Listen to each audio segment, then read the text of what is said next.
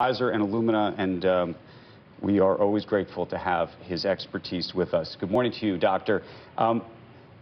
Let's talk about flattening the curve for a second, because there have been lots of steps that have now been taken over the past several days across this country and in this state and city where we are right now in New York. And as people are trying to look at the timeline of what this may or may not be, the president, of course, mentioned July and August recently. Investors are trying to figure out what this timeline looks like. Of course, the timeline gets extended out, the better we do in terms of flattening the curve to some degree. What are you seeing in terms of estimates and how that flattening is changing, or is it? Well, thanks for having me this morning. We're certainly having an impact on the scope of this epidemic and the contours of this epidemic, and how many cases we're going to get at the peak and how long it's going to last. The steps we've taken in the last 2 weeks are very aggressive. I think I'm heartened by what the mayors and the governors have been willing to do. These are strong actions. I think the president's reference was probably to the analysis that's circulating in Washington and the White House. It shows this peaking out late April, early May. Remember, if you peak in April, in the end of April, 7 weeks from now, you still continue to accrue cases for another 7 weeks. That's just the peak. It comes down. So that analysis would show this epidemic continuing the course into late June, and that gets you into July. So I think that might have been what he was referring to. I'm not sure. Doctor, can you just, on that peak issue, though, so let's say we're in a late April, early May situation. It gets extended out through the end of June, and maybe that's the way businesses should think about this, investors should think about it.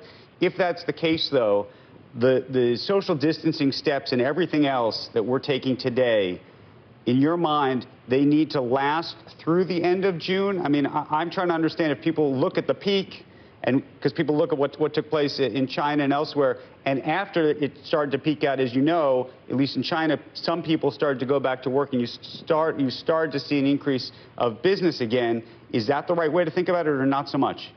I think it's going to be very hard to take our foot off the brake if we're still accruing cases. And that's why I think a lot of school closures are going to be in perpetuity. Probably the school year is lost for a lot of these districts where there is community transmission, because you don't want to lift the restrictions too quickly and then have another resurgence in cases. But you can lift them and then put in place other measures. And so, for example, one of the things we might contemplate is, do we require people to wear not N95 masks, which are in short supply, but procedure masks? If we know there's asymptomatic spread or mildly symptomatic young people spreading this virus, the procedure masks aren't in short supply. It's the N95 masks that the healthcare workers need. So there might be other things we can substitute in that could provide some protection as transmission slows down and the risk isn't as great. What do you know about the supply chain in terms of masks? In terms, Becky had asked about ventilators to several of our guests this morning. Administrator Verma, I think she might have even, at one point, I think when we had asked about, where they were, or how many we had, there's not actually a real number out there right now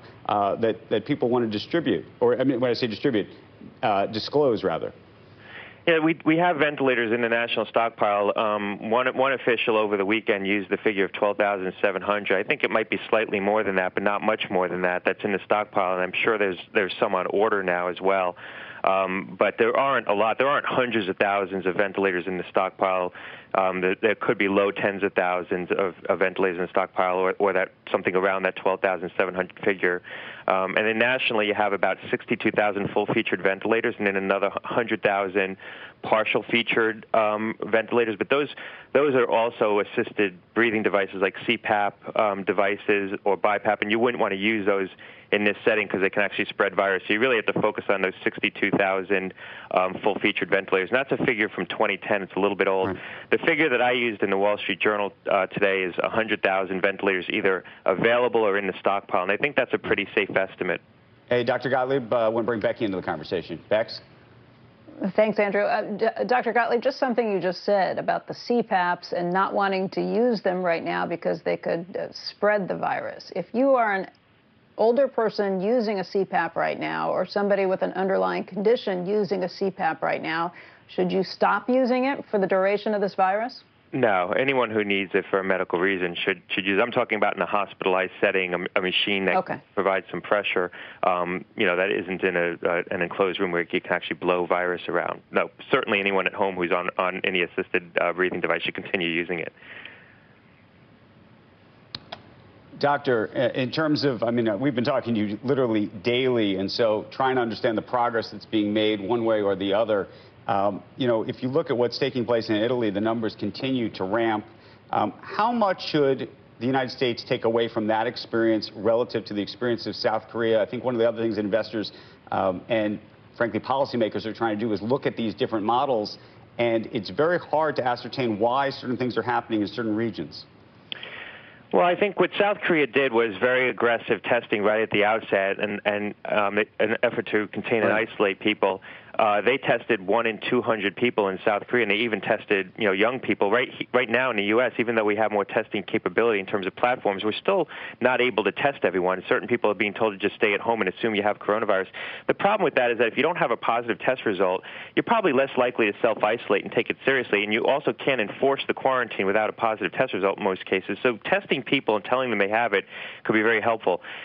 In Italy, there were a couple of things that went wrong. Number one, people showed up at the hospitals when they were sick, and they spread the virus in the hospitalized setting. It's an older population. There's higher smoking rates. So there's reasons why the background in Italy was more conducive to a bad outcome relative to what our experience could be if we do the right things. Okay. Dr. Gottlieb, it's always good to speak with you, and please stay safe out there, and I'm sure we'll be talking to you a lot more later this week. You bet. Joe, over to you.